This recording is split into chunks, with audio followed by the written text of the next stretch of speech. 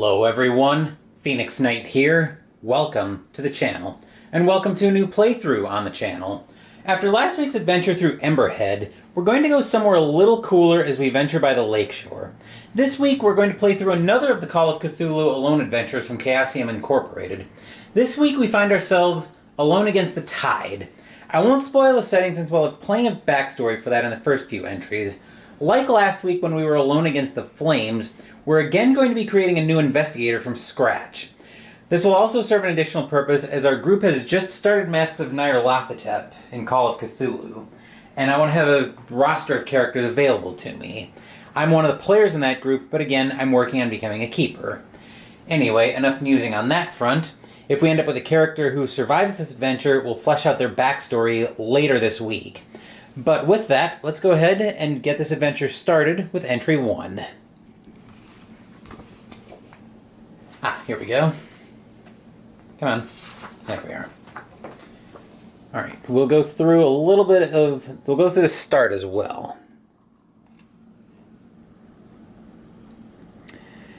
Our story begins somewhere in the 1920s on the pier opposite the lakeside resort town of Esbury, Massachusetts.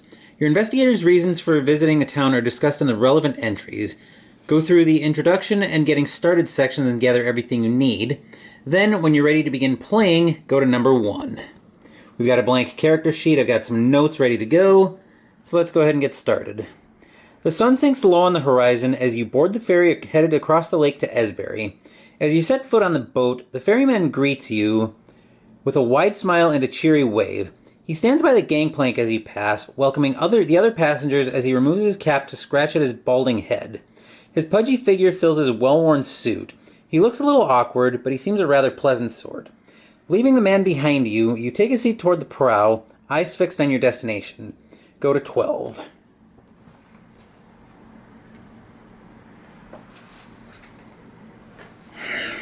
Okay, entry 12.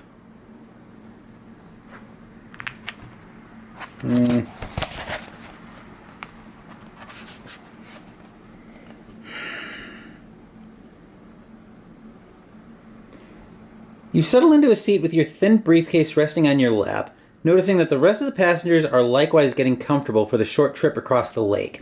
Glancing around, you catch sight of the ferryman entering the cabin. As you sit patiently and wait for the engine to come to life, you listen to the sounds of idle chatter around you. You look out across the water and notice a thin fog beginning to form over the surface of the water as the temperature drops with the approach of night. After a few minutes, you hear the engine sputter into action and feel the ferry lurch forward. The conversations around you continue as the ferryman joins you all on deck. You can't help overhearing most of the talk, though it's surprisingly banal. Or banal. I never know how to pronounce that.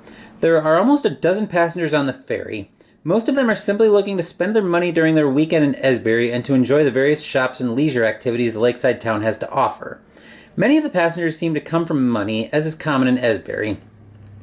You notice a strange look from one of the women in the group. She has a full figure and brown hair and eyes. She seems to be looking you over, admiring your features. If you're creating your own investigator, which we are, at the top of the investigator seat you'll find spaces for 8 characteristics. Strength, the same 8 we had last week. Allocate a 40, 3 50s, 2 60s, a 70, and an 80. Then we'll go ahead and halve and fifth those amounts out. After we get done with that, we'll go to entry 80, but we'll bring the character sheet back in. Here's our character sheet. You can see the 8 characteristics up here that we saw from last week's character sheet. So for this character, we're actually going to build... I've actually got a rough idea in mind. So I'm going to start off with very high intelligence values. So we're going to take an 80 in education and a 70 in intelligence. Then we're going to take 60s in power, constitution, and appearance. Oh, actually, we only have 2 60s, so we'll make the appearance of 50.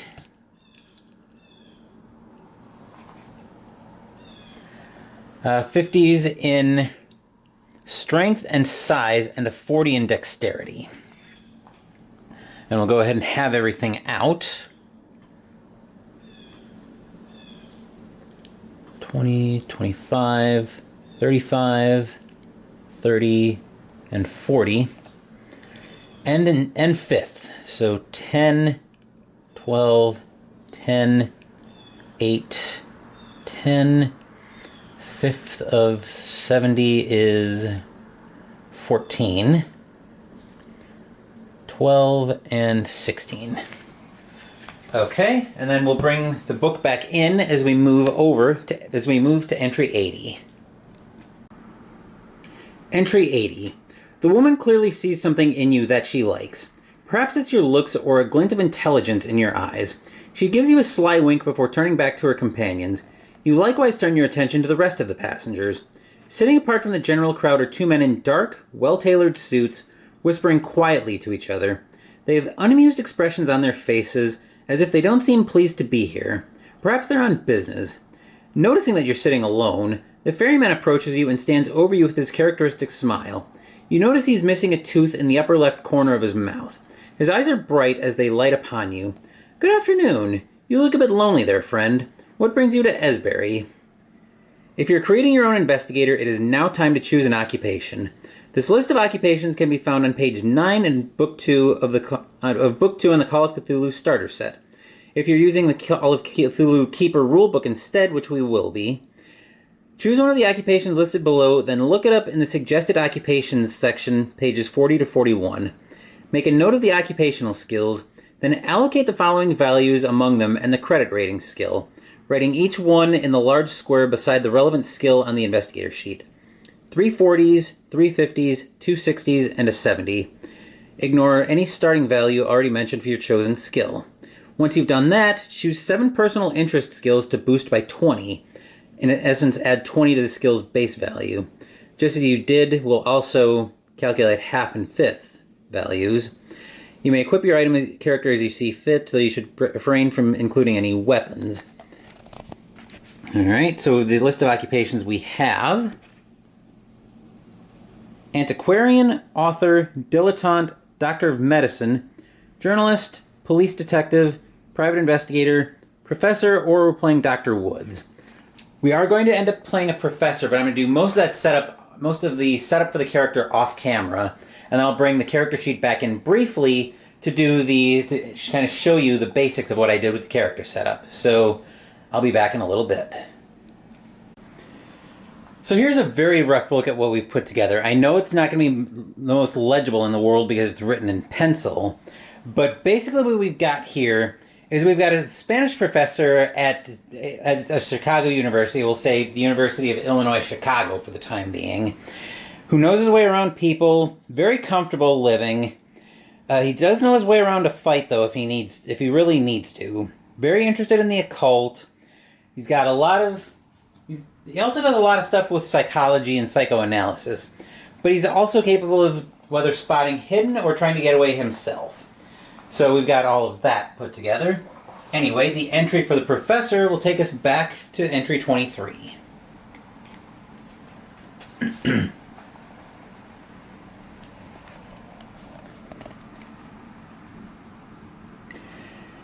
You mentioned the passing of a distant colleague in Esbury and how you've been sent by Miss Catonic to recover his work and bring it back to the university. The man sighs and nods slowly. You mean Professor Harris. Real shame what happened to him. Always seemed like such a nice man. Officer Powell says they're still cleaning up the mess at the professor's place, but some of the more valuable bits will probably be at the estate sale tonight if you're really wanting at it. The man looks down at his hands for a moment, and then back at you as he extends one your way. Anyway, I'm Lance. Lance Sanford. Pleased to meet you. But I wish it were under better circumstances, eh? To inquire about Professor Harris, go to 27. To inquire about Officer Powell, go to 36. To ask Lance Sanford about himself, go to 42. To ask about the estate sale, go to 66. To pass the time waiting to arrive in Esbury, go to 56. I think we're going to get a little more information about this estate sale, so let's go to 66.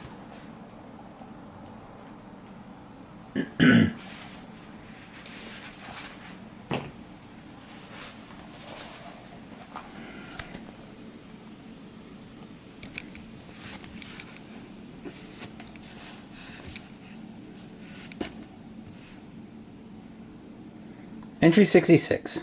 The mention of an estate sale grabs your interest and you ask for some more information. Sanford obliges. Amelia Harris is selling off some of her late husband's collection. She could use the money and doesn't really have an interest in that ancient Indian stuff the professor studied, but some folks do. Collectors, academics, that sort of thing. She put the word out not long after her husband died. People have been trickling in for it the past few days. If you're looking to get your hands on something, it's going on tonight at the dance hall by the pier. You exchange a few more pleasantries with Sanford before he goes off to finish guiding the boat into port. You pass the time in casual conversation with the other passengers and in observing the scenery. You note the tall pines and the sloping hills along the lake shore around Esbury.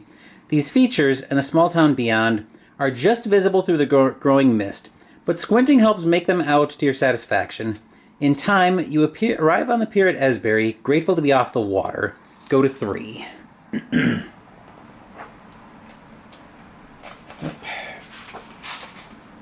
we go.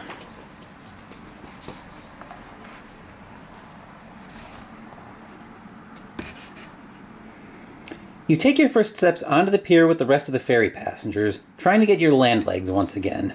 The passengers still chat casually as they walk off to their destinations.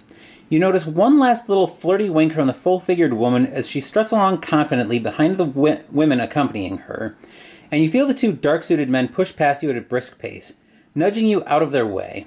Sanford gives you one last wave and a smile as he begins tending to the old rust-stained boat that is his pride and joy.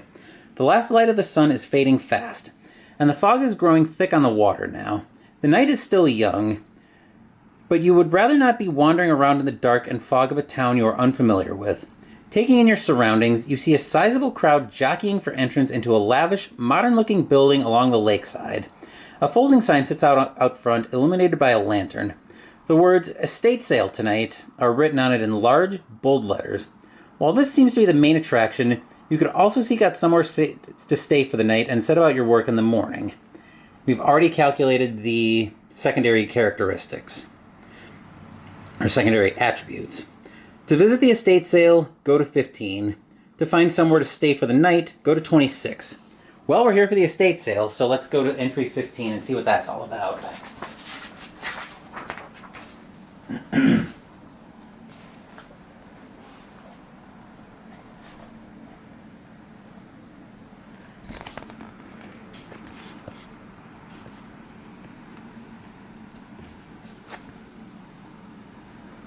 Entry 15. Pushing through the crowd, you make your way toward the estate sale. Judging by the number of people packing into the dance hall, this seems to be quite the event. Most of the people here are well dressed, with conspicuous amounts of jewelry and designer clothing on display. You see a broad-shouldered man in a policeman's uniform standing by the door. He has a scarred, yet clean-shaven face and a baton at his side. His brow is furrowed in a serious expression, and he watches the commotion through narrow eyes. As you mingle with the assorted academics and collectors, you notice a few other faces that stand out in the crowd. Most immediately, you spot a man in flowing orange robes with tawny skin. He seems more than a little out of place and is garnering some odd looks from the other guests.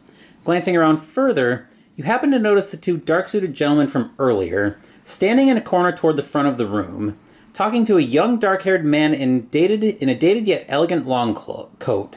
He is of a slight build and has rather sharp features. A thin wisp of a mustache hangs beneath his nose. Most noticeably, though, is the rather attractive young woman standing on stage at the front of the room next to a bespectacled old man. Long black hair cascades down her shoulders, accentuating her pale features and complementing her formal black dress.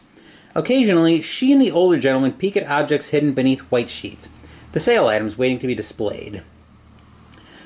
To mingle with the crowd of guests, go to 34. To speak to the officer at the back of the room, go to 88. To approach the man in orange, go to 102. To introduce yourself to the dark-suited men, go to 60. To make your way toward the stage and the woman, go to 22. To leave the hall and go find a place to stay for the night, go to 26. Let's go ahead and introduce ourselves to the dark-suited men. So we'll go to 60.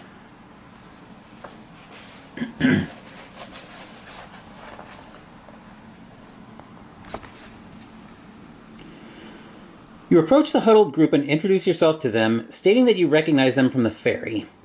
The 2 men from earlier appear annoyed at your presence and are visibly irritated. Scram, man. We don't know you. You got nothing to do with us.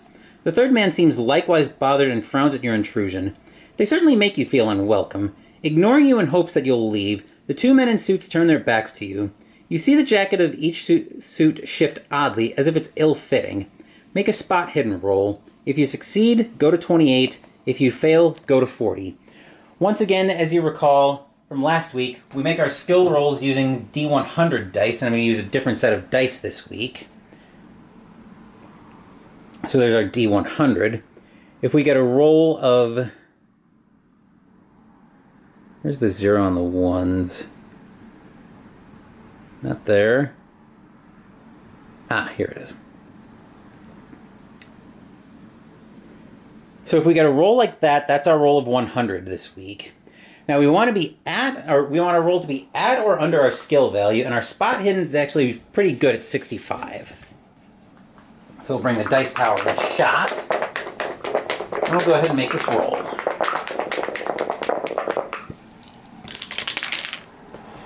That's a roll of a 27, which would actually be a hard success with our spot hidden skill. Alright, so we succeed, so we go to 28. I will also check the box by spot hidden.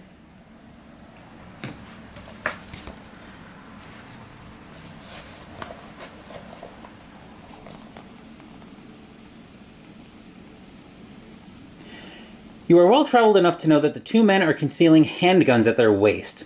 What they could possibly need them for is beyond you, but their hidden weapons and shady nature make you think it isn't good. Before you turn to go, you think you catch a glint of metal from beneath the folds of the young man's coat as well. This man might likewise be armed. Go to 17. That seems like a pretty good bet, I would think. Alright.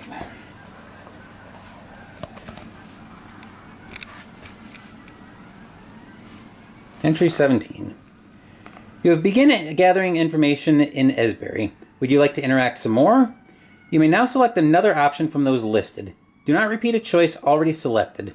Once you have chosen 3 options from the list below, or before if you're ready to move on, go to 35. Note that selecting to leave the hall will make you ineligible to make further selections from this list. So we have our same choices as before. Let's go introduce ourselves to the man in orange this time. 102. Entry 102. You approach the strange man. He seems well-traveled and weary, and his long orange robes are a stark contrast to the fine suits and dresses of the New England financial elite. He seems decidedly out of place. You open your mouth as if to speak and find him staring intensely at you. Make an anthropology roll. If you succeed, go to 72. If you fail, go to 37. With an anthropology skill of 1, this promises to be a big laugh. So, yeah, we'll see how hilarious this fail ends up being.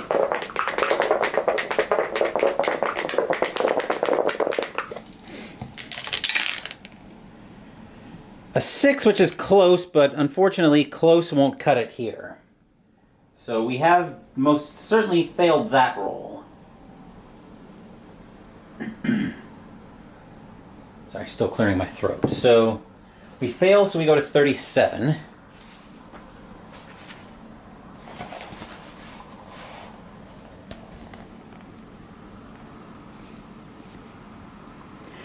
You blurt out a greeting, trying to make the stranger feel welcome.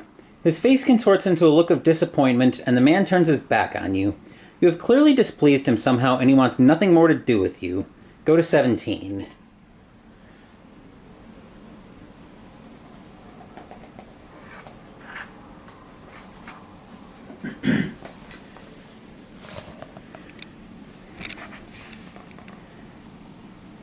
And that brings us back to our estate sale hub. So I think now we'll go ahead and mingle with the crowd of guests. So this will be our third choice from the list. So that brings me to 34.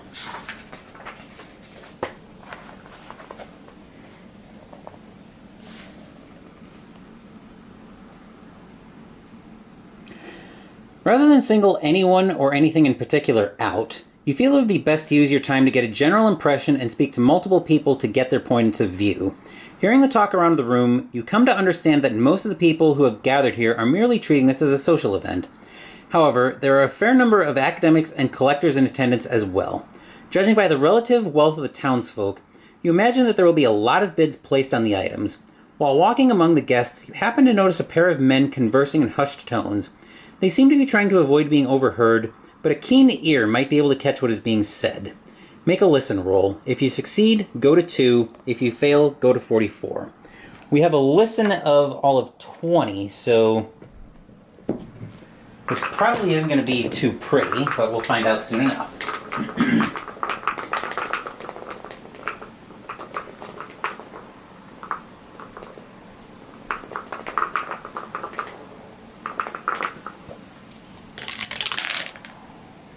That's a 27, so we just barely fail.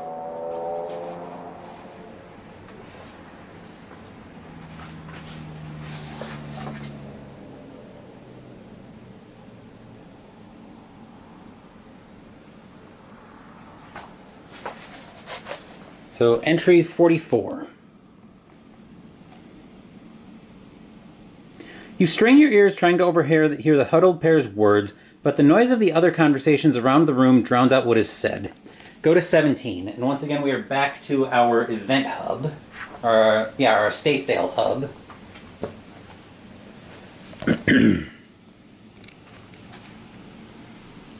We have tried 3 options, so we are ready to go to 35.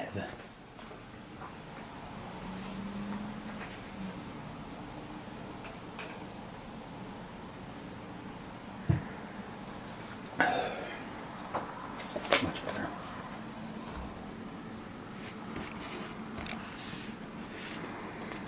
$35. The murmuring of the crowd dies down and people begin to gather around the stage as Amelia and the older gentleman call everyone to attention. The widow strides confidently to the front of the stage where the lights are centered. She flashes a broad smile at the crowd and begins to speak. Good evening, everyone. I'm so glad you all could make it tonight. As you all know, my husband recently passed and, well... At this point, Amelia begins to tear up theatrically, so much so that her makeup begins to smear. She produces a handkerchief to dry her eyes before continuing. Well, I'm very upset. I miss my poor William very much, and I don't know what I'll do without him. And that's why I've brought you all here tonight. I hope you can find some use for his collection, and I know that he would be happy to see his things go to those who value them highly. I hope you'll show this poor widow a kindness by finding something you like. But now, let us begin. I'll leave the auctioning to Mr. Warren. With her opening statement complete, Amelia moves to stage left and allows the bespectacled old man, presumably Mr. Warren, to take center stage. He clears his throat before speaking. Tonight we have 6 very ancient and very valuable items for sale from the estate of Professor William Harris. Though exceedingly strange, I have deemed these items to be authentic to the best of my ability. I have placed a ballot box, slips of paper, and a pencil on each of the 6 tables next to the item for sale. If you wish to bid on an item, simply write your name and the amount you are willing to pay for it on a slip, then place it in the box. The item will be sold to the highest bidder. All of the proceeds will go to the wife of the deceased. With that, Mr. Warren moves to reveal the gathered items. Go to 70. All right.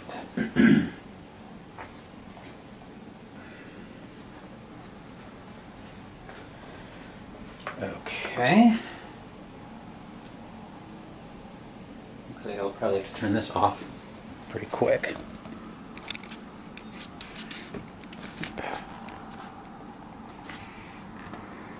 Entry 70. Mr. Warren approaches the first table and removes the cloth covering to reveal an odd pair of clay cylinders covered with strange etchings. They are small and seem quite fragile, with large cracks running down their sides. Mr. Warren proceeds to the next table and likewise uncovers the item in question. This one is significantly larger and more ornate.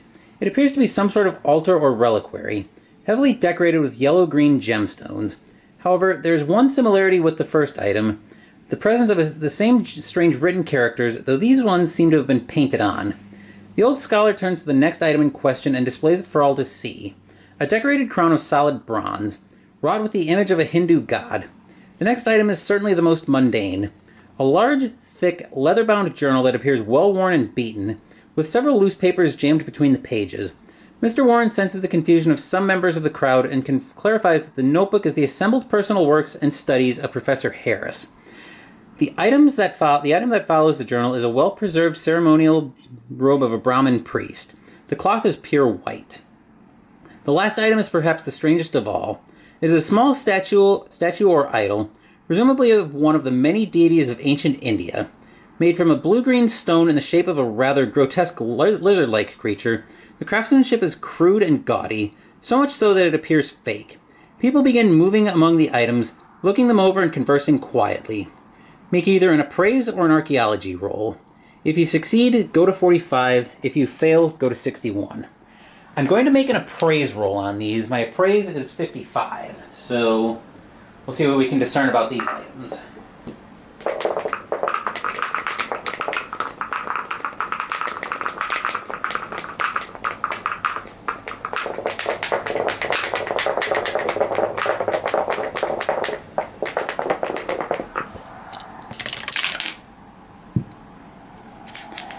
That was a 14.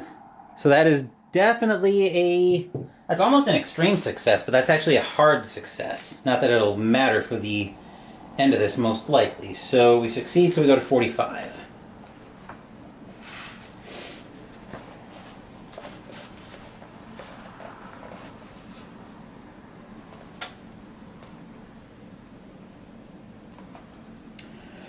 All right. You examine the items with a trained eye. The crown and ceremonial robe are obviously authentic and typical of what you would expect. They are in great condition and would certainly fetch a good price, though they are no rarer than any other antiquity. Likewise, Professor Harris's journal seems like it would be of value to a scholar, though a few delicate cursory page turns show that it contains personal accounts and travelogues, as well as historically relevant information. This is likely a good source of information on Professor Harris himself. However, the other items present are noticeably different. The altar and clay cylinders bear a similar script, and both show comparable signs of aging and wear.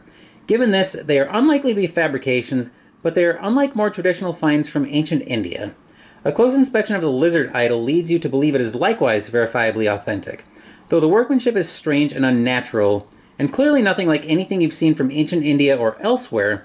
It doesn't bear any signs of work from modern tools or influence from modern styles either.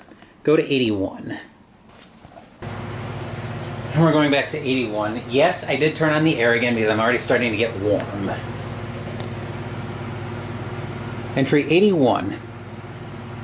You notice that you're not the only one looking over the items with such interest. The monk appears to be closely scrutinizing the stranger items as well, and the dark-suited gentleman from earlier seemed to have taken a liking to the curious idol. Apart from this, various other guests wander around the tables, occasionally fixing on one in particular. There are many guests and a fair number of bids being placed. If you would like to bid on any of the items, now is the time. You'll be redirected, yada yada yada, and we've got entries for each of the items, and if we're unable and we don't wish to bid on anything further, we can move on. But I think the first thing we're going to bid on is the journal. It seems like it's going to be a good source of information.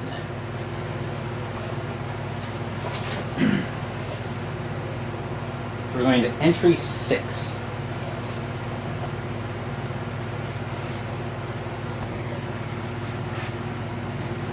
You feel that the information in the journal is essential to your interest, and you cannot help but make a bid. You place your paper with the others and hope that Mr. Warren calls your name when the amounts are compared. Make an appraise or credit rating roll. If you succeed, go to 100. If you fail, go to 14. Well, we will definitely go with the credit rating roll, even though this is a close one. So our credit rating is 60.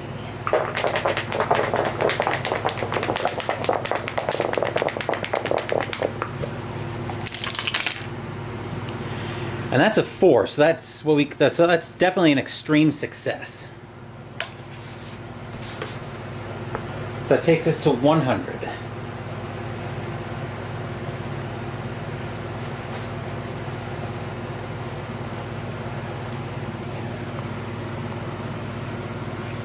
You feel that the knowledge in these pages could very well prove essential to you, so you offer a price that is more than fair.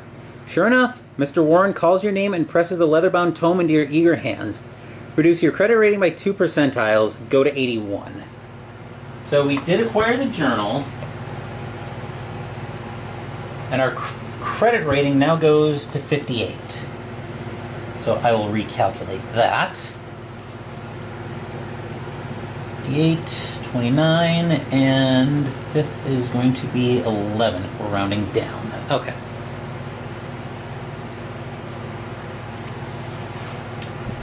Alright, so that brings us back to 81.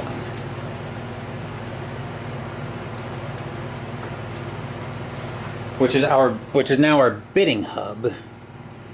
So I think next we're going to go for the altar. So we're going to go to 103.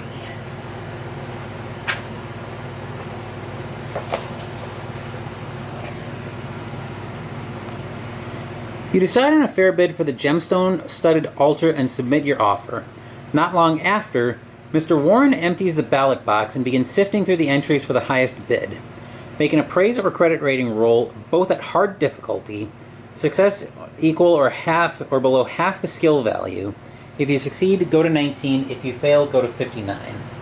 So it's appraise or credit rating, but we're at hard difficulty. So we're still going to use credit rating because our hard skill value is just a little bit higher. So we're looking to be at or under 29.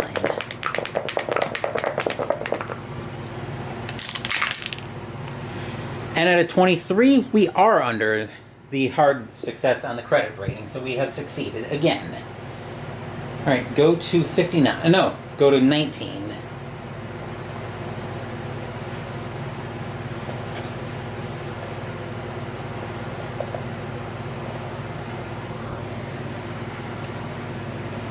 Finally, you hear your name called. Your bid for the altar was found to be highest. You are now saddled with a large and bulky item, easily the size of a traveler's trunk. Not unmanageable, but definitely more than you'd prefer to lug around. Still, it is surprisingly light considering the number of gemstones worked into the ancient wood. Naturally, those will make it quite valuable, and the strange painted scrawls provoke your interest. Reduce your credit rating by another 5 percentiles, go to 81. So we'll go ahead and reduce that by another 5, so 53. Half this time is going to be 26. And the 5th of that is now 10. So we did, that was the altar that we got. Alright, so that gives us...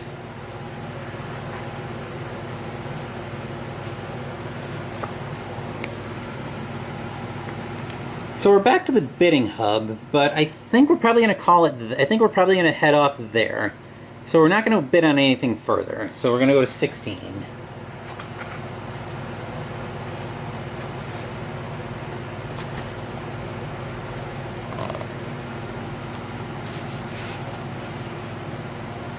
Your business here is completed.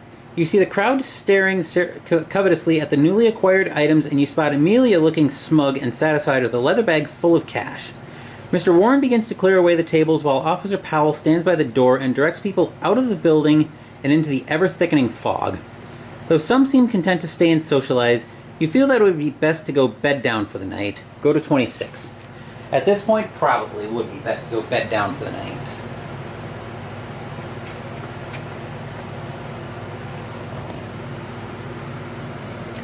While the estate sale seems interesting, and it was, you would feel more secure with the roof over your head for the night. You pull someone out of the crowd and inquire as to where you can find a room to rent. You're directed a few blocks into town to a modestly priced hotel a few buildings down from Esbury's police station. As you enter in from the cool night air, you're greeted by the heat of a roaring fire. The small front room feels stuffy and cramped. The bulk of the space is dominated by the large service counter, behind which sits a wiry-looking wisp of a woman. She turns her wide eyes to you and asks your name, then quotes you a price that's more than fair. With the transaction complete, you haul your thin briefcase up the stairs, unpack it, and settle into your room for the night. Go to 9.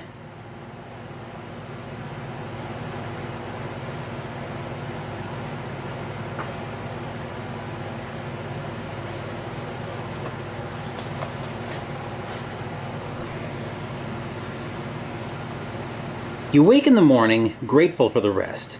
You rise from your bed and take in the modest surroundings that make up your room. The furnishings are sparse, a poor quality dresser and a cramped and dusty writing desk tucked in the corner.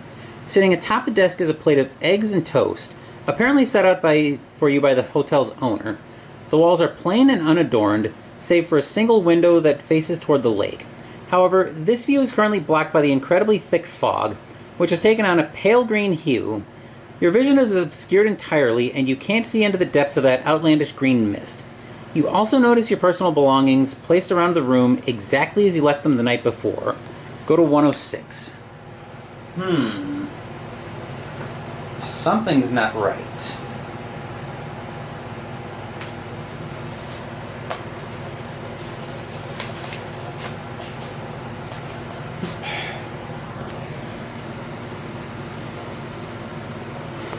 After getting dressed and eating the modest breakfast set out for you, you're ready to begin your day. You take a moment to consider what that means for you. Your mind turns to Professor Harris. If you're so inclined, you might be able to investigate the circumstances of his death further. Considering that you don't have his widow Amelia's address, you would have to start your search with the official report filed with Officer Powell at the police station. Alternatively, you could take this free time to look through your belongings and examine any items you might have. The hotel owner has been in your room, so a check of your things might be in order. Or perhaps you have some other reason to look over your possessions.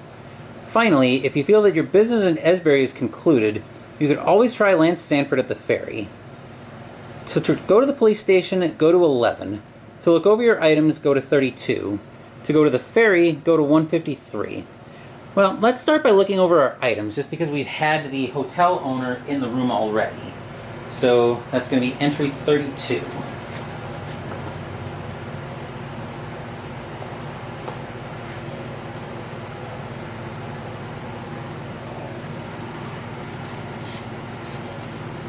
A cursory inspection of your personal belongings reveals that nothing is amiss. All of your possessions are just as you left them. While you are here looking things over, you can take this opportunity to more closely scrutinize items bought at the estate sale. Alternatively, you may leave and go explore elsewhere if your curiosity is satisfied. After examining each item, yada yada yada, we bought the journal and the altar, so let's go ahead and take a look at the journal first.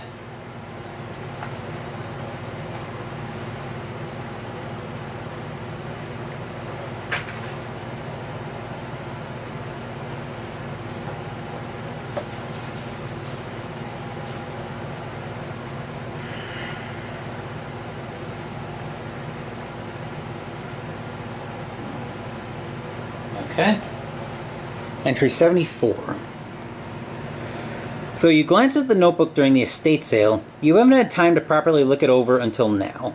Reading through the book, you become deeply engrossed and spend the next few hours in study. The time spent yields valuable information. Professor Harris made several trips to India, starting about 12 years ago. During these visits, he went to multiple sites to make observations and recover artifacts. His longest and most profitable trip appears to have been 10 years ago during an excursion to Sarnath, India, where he writes about recovering several items from an active Buddhist shrine. Apparently, Professor Harris had some regrets about this theft, but he couldn't resist taking the artifacts for his personal collection. The description of the items he came across in Sarnath matched some of the items at the estate sale last night. The clay cylinders, the gemstone-encrusted altar, and the lizard-like idol are all described in detail in the entries related to his trip to Sarnath, and we have the altar. These same items then appear throughout the rest of his journal. He'd clearly been studying them over the past decade and developed something of a fixation with them. It was the idol that initially caught Harris's eye, and according to him, the depiction of the great and grotesque water lizard matched no description of any known Hindu entity. Hoping to find clues to the idol's identity, Harris set about trying to translate the mysterious script on the cylinders and the altar. In doing so, he met with significant difficulty, as the text was only barely recognizable as an archaic dialect of a pre-Sanskrit language. The process was slow and painstaking until about a year ago. At this time, Professor Harrison writes of having a strange and enlightening dream. He reports walking in the ancient world from whence these items originated, a grand city of marble walls and onyx streets, of bronze gates and marvelous palaces and gardens. He writes of visiting the 17 tower temples of this ancient city and meeting the bearded gods who dwelled there, set upon their ivory thrones. Harris calls the strange place Sarnath, despite the sheer improbability of this. He claims that among the temples he learned the secrets of the ancient writing. His next entry goes on to describe the odd clay cylinders as the brick cylinders of Kadatheron.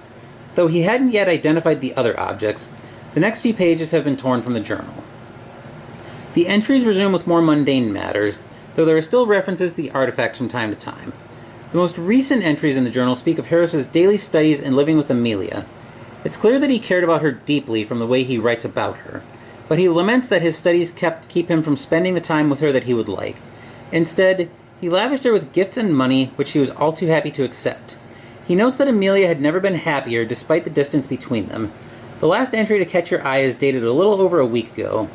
Apparently, the pages torn from his journal went missing only recently. Professor Harris expresses deep concern at this, as there were no signs of forced entry to his study, and only he and Amelia had access to it, though he was sure he hadn't removed them from the journal himself. You finish your reading by glossing over the last week of the professor's life, which was rather uneventful and peaceful beyond his continued obsessions with the artifacts and his occasional worries about Amelia. Go to 32.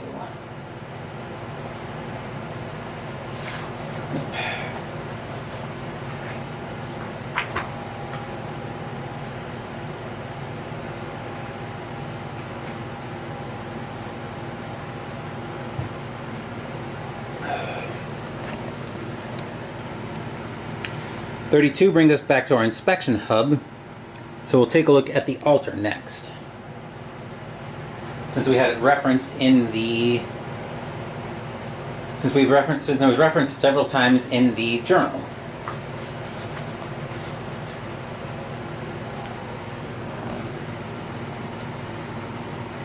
You examine the extraordinary altar. The most readily apparent feature, beyond its size, are the many gemstones set into its surface. They are of a greenish-yellow color, and shine even in the half-light of the room. You also notice strange lettering written in broad strokes along the object's side. The symbols are smeared and sloppily done, suggesting they were written with some haste. What you had originally taken for paint is, upon closer examination, dried blood. While you cannot be certain, it would appear that this item has been involved in some tragedy. Go to 32. Oh boy.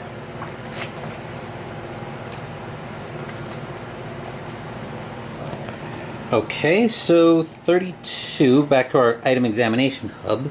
But we're done examining, so we have either go to the police station or go to the ferry. Let's go to the police station next. Alright, we're back to entry 11. You step out into the greenish mist. You feel it clinging tightly to you as you make your way the short distance to the police station. Upon entering the small brick building, you are struck with a sense of claustrophobia. The walls here are uncomfortably close together and space is tight. Crammed into the tiny structure are a large desk, several filing cabinets, and a few chairs and closets. A closet-sized holding cell with iron bars sits in the rear of the room. Behind the large desk is Officer Powell, smoking a cigar with his feet propped up on the table. His coat is unbuttoned and his hat lies on top of a stack of papers, next to a battered old revolver.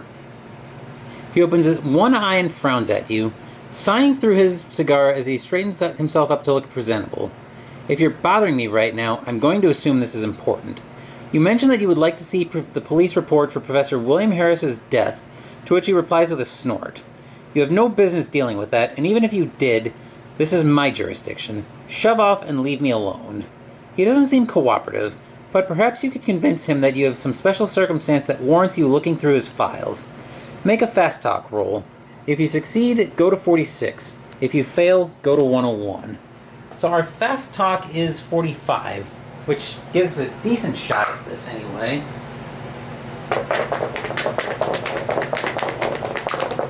Let's see what we get. Alright, that's a 21, so we do pass. That brings us to entry 46.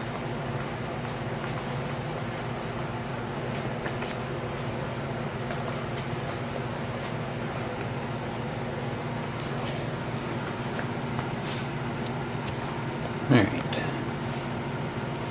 You imply that you know the right sort of people who might ask the wrong sort of questions if you don't get access to that report. You aren't certain whether or not Officer Powell believes you, but you can tell it's more trouble than he's willing to risk. With a look of irritation, he thumbs through the stack of papers on his desk before handing you the file you asked after. According to the report, Professor Harris's death is officially a suicide. His death occurred at his home address. He was up late one night in his study when he stuck a gun into his mouth and painted the room red. His body was found the following afternoon by his wife, Amelia Harris. There was no note.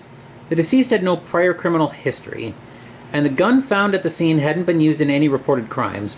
Overall, the report is dry and minimalist. All requisite information is present, but only to the barest standard of diligence. Satisfied, you hand the file back to Powell, who grumbles and tucks it away before clearing his throat loudly and propping his feet back up. You feel that you've been given a cue to leave and that Officer Powell will not likely be of much further help. To go to the Harris household, go to 90. To return to the hotel, go to 122. I think we're going to go to the Harris household next. The only other option we had was to look at the ferry, and looking at the fog, I'm not sure how a ferryman's going to feel about trying to sail in that. So let's go to the Harris household at 90.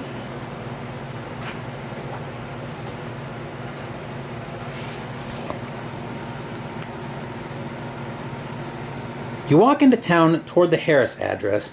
Even knowing the location, it's difficult for you to find your way due to your unfamiliarity with the town and the density of the peculiar green mist.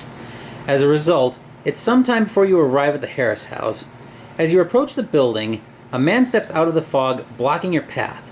He's young and thin, with rather angular features and the faint hint of a mustache atop his lip. He's dressed in a dark suit and stares at you from beneath a flat cap. You're an unwelcome surprise. I don't know what you're looking for, but you won't find it here. Your eyes betray you as you glance at the Harris house. The man scowls visibly. Why don't you leave the poor widow alone, you creep? If you want to bother her, you're going to have to go through old Joshua here. Capiche? His hand brushes beneath his coat as if searching for something, but then he stops himself. He pauses for a moment, looking you over once more before spitting on the ground at your feet and turning away. To call out to Joshua, go to 5. To make your way to the Harris house, go to 55. To heed his warning and return to the hotel, go to 122. I think we're going to continue going to the Harris house.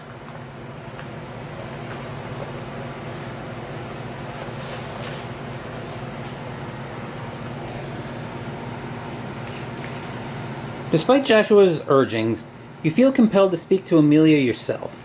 You approach the front of the house and note your surroundings. The house's exterior hints at the wealth of the occupants, but then again, so do most places in town. Directly across from the residence is a small church, whose religious iconography seems to have inspired the Harrises in the design of their own home. A bronze cross hangs over the front door, and decorative columns line the outside walls of the two-story house. All in all, the architectural design is somewhat Baroque, complete with a pair of carved angels lounging beneath the eaves that are just visible through the strange haze. You knock on the door and wait in the mist for a few moments, hoping for someone to hear you.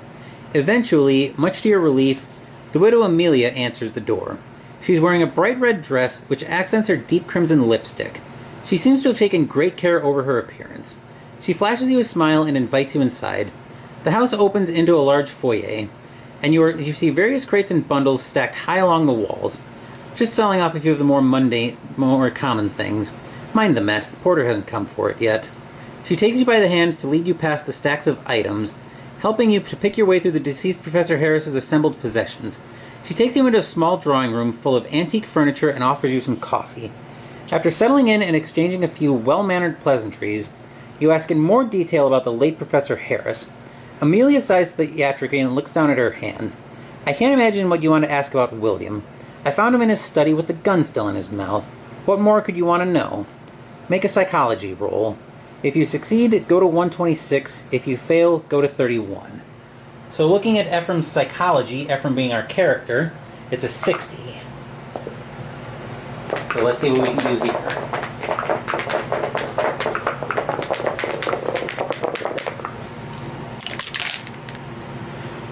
That's a 29, which ranks as a hard success. So we'll go to 126.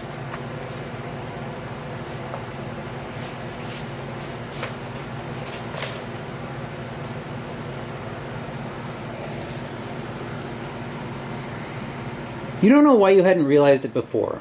Selling all of his things, adopting such a flirty demeanor, dismissing questions about her husband's death. Amelia doesn't seem too broken up about her husband's passing. She's hiding something. You'd bet your career on it. You suspect she's involved in Professor Harris's death in some form or another. You open your mouth, prepared to call her bluff and press her for more information, but you are interrupted by a loud knock at the door. Amelia jumps up, startled, and stands there for a moment in confusion as the pounding on the door resumes. "Police! Open the door!" Amelia's face drains white as she goes to answer the knock. Your gut tells you something is wrong here. You feel uneasy about the officer at the door. You tell yourself you're being irrational and on edge, but you have some trouble fighting that feeling. You have a few precious moments to react. To ignore your instincts and wait, go to 47. To take this chance to hide, make a stealth roll. If you succeed, go to 98. If you fail, go to 20. Something's not right here. So we're going to go ahead and make a stealth roll against a stealth of 40.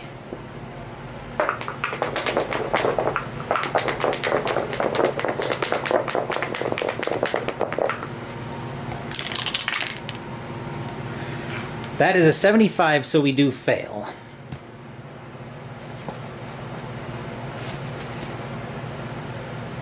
So we go to 20.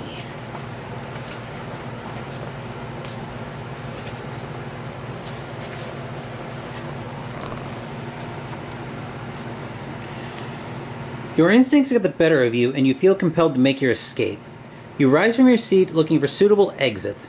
The only way that doesn't lead toward the entrance is through the kitchen. You don't know if there's an exit that way, but you think it's worth a shot. Unfortunately, you never get to take it. As you rise and head for the kitchen doorway, Officer Powell bursts into the room, shouting, "Freeze! Police!" You glance over your shoulder and see his revolver leveled at you, and you go stiff. "You're under arrest for trespassing. You're going to come with me. Now." He has you dead in his sights. Talking would do you little good as he's already caught you trying to flee the scene. You should probably do what he says. On the other hand, you could try to run. Staring down the barrel of a gun, the odds don't look good, but maybe you like your chances better with the gun than the prison cell. To go quietly, go to 65. To make a run for it, go to 82. Staring down the barrel of a gun, I wouldn't like my chances either. You're not going to be able to outsmart or outrun a bullet, most likely, so we're going to go to 65.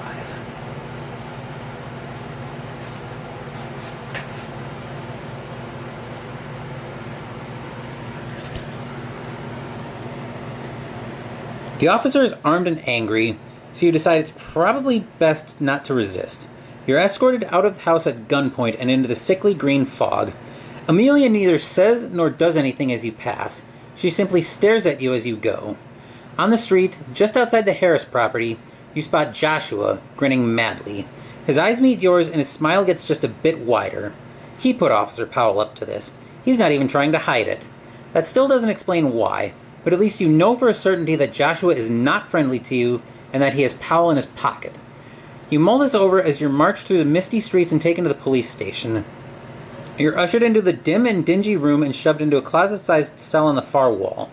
Officer Powell turns the key in the lock, sealing you in the cell. He settles into his seat and pays you no further mind as he begins puffing on a cigar. He seems to have no intention of letting you go. To wait the night in the cell, go to 84. To attempt an escape, make a locksmith roll. If you succeed, go to 104. If you fail, go to 84. To try to convince him to let you out, make a fast talk roll. If you succeed, go to 127. If you fail, go to 180. Go to 84. So what I'm gathering is that entry 84 is probably not somewhere we want to go right now. Let's see, our locksmith is terrible. Our fast talk is decent, so I think we're going to take a shot at a fast talk roll. So we need to beat a 45. Thankfully, this isn't a hard roll, or I'd like this chance even less. So we're trying to beat a 45.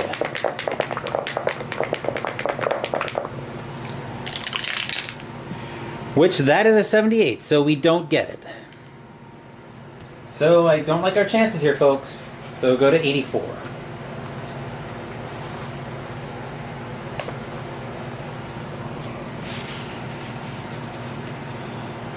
Officer Powell glowers at your every little action. Despite his laziness, he keeps a close eye on you, and you won't be slipping away anytime soon. No matter what words you try, he ignores your pleas for release. The hours drag on.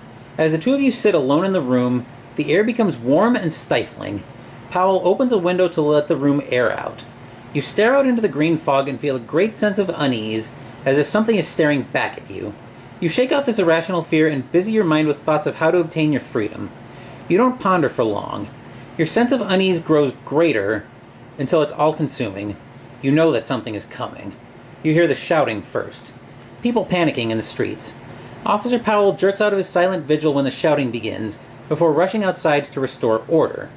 He's gone for quite some time and the shouting continues, and then the water rises, seeping through the doorway and into the small building that you're stuck in. At first it merely wets the floor, but soon you're up to your ankles in it. Then your knees. Then your waist. In the course of a few hours, it rises with little sign of stopping. Between the bars, the fog, and the water, you feel thoroughly trapped. Real madness overtakes you now. You swear that you can make out strange and alien shapes within the swirling mist. Horrible, flabby things with slender limbs and sagging features. They are decidedly unhuman. When these hallucinations, for that is what they must surely be, begin, you hear the shouts turn to full-fledged screams and then die out in the night, choked by the mist. Through the window, you see the light from multiple fires glowing within Esbury, illuminating and consuming everything, even as the water rises to swallow up the town. You smell the smoke mingling with the fog. You try to convince yourself that you're having a panic attack, that this is all a dream, that this isn't real. You don't know what is happening, or why. You have no idea how these cruel and unnaturally horrific things came to be. You have no idea why they emerged from that eerie fog. You don't know any of the reason for this, and you never will. The water rises, and you float upwards, gasping for air with only inches between you and the ceiling. As the water rises over your head, your lungs fill, you have drowned, and you drown. You have died. As it stands, your character died ignorant of the nature of these unholy horrors, and perhaps that is for the best.